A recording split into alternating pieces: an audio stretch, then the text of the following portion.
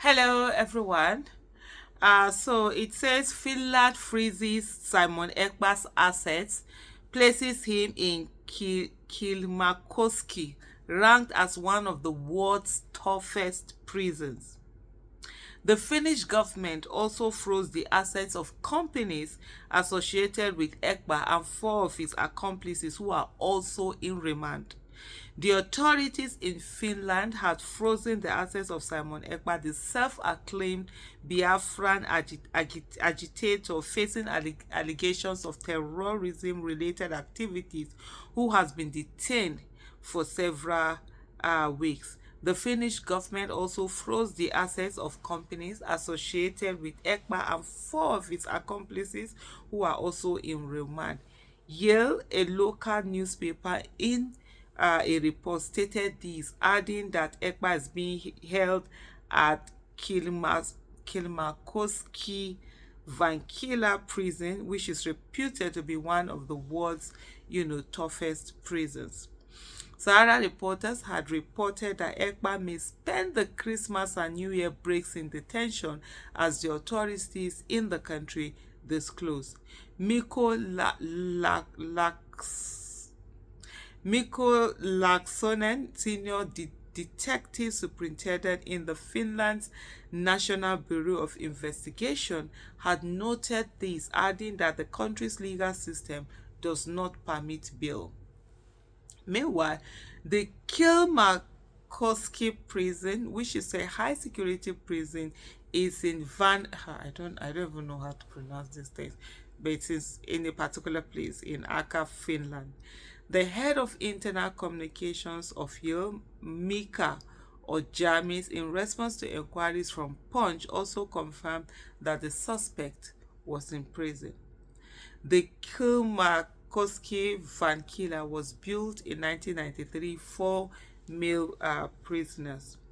Sahara reporters had reported that Ekpa, self-acclaimed, self-styled Prime Minister of the Biafra Republic government in exile, was arrested about 4 weeks ago alongside four others on suspicion of terrorism-related offences, including incitement to violence and financing terrorism. The Finnish authorities had alleged that Ekpa utilized the social media to incite violence in Nigeria's southeast region, targeting civilians and government officials. According to local media outlet Yale, Ekpa has been remanded on charges of public incitement to commit crimes with terrorist intent. The prison facility where Ekpa is currently held is known for accommodating people who have committed serious crimes, including violent suspects and sex offenders. And this prison is the largest closed unit facility in Finland. The prison currently houses 113 prisoners, mostly convicts and remand inmates.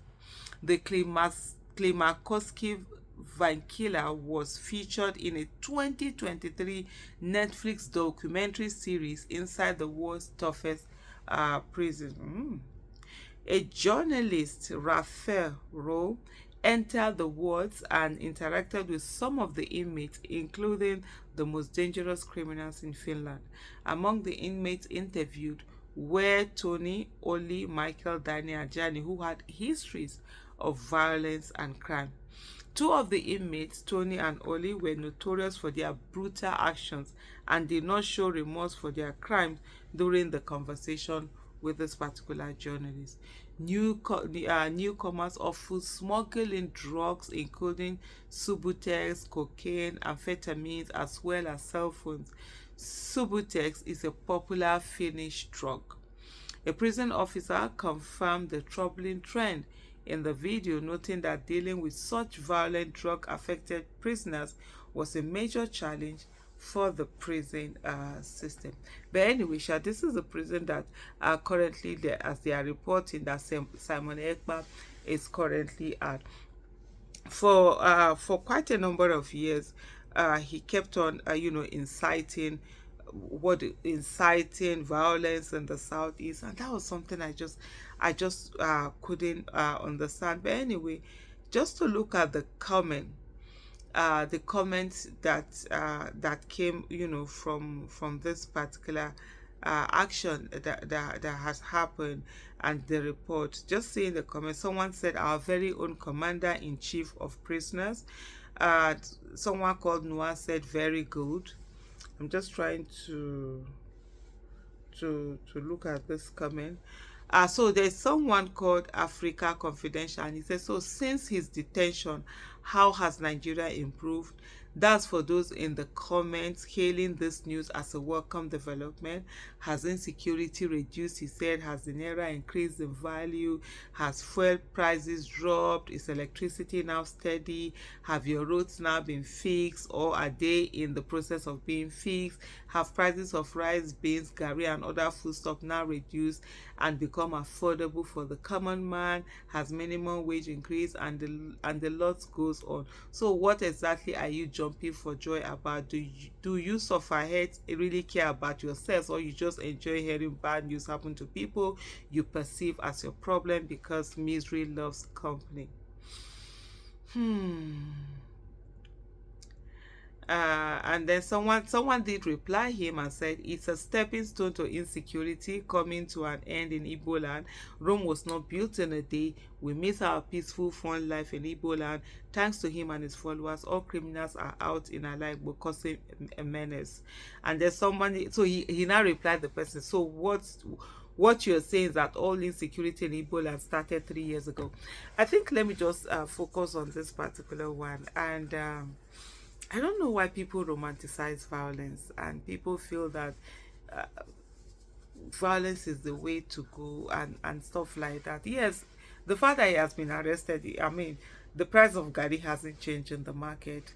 So it's just like, say, why do we have prisons? Why don't we open them, let them be doing what they're doing, let them continue to do what they're doing? Since they are being in prison hasn't affected the price of garri, hasn't led, to roads being done. The fact, the kind of, one of the thing about the southeast is the fact that the southeast is really like commercial hub, commercial center, and all of that. And this whole sit at home has really affected it all, and it has had massive effects on the economy of the people, on the lifestyle of the people. People are afraid of going back home. I mean, it was literally almost like an abomination for somebody to be doing marriage in the southeast and you're not doing it back home, you're doing it in town. But right now people have to do it because of the insecurity, because a lot of people that used to go home, they so drastically reduce how they go on. And nobody is saying that, that currently that it's only the southeast that has insecurity, but with this whole thing, the Simon Ekpa thing, it has really increased. And for those of you who are going to come to the comment section and be defending, all sorts of defending, because as far as you are concerned, the Simon Ekpa is the best thing after hot agege bread.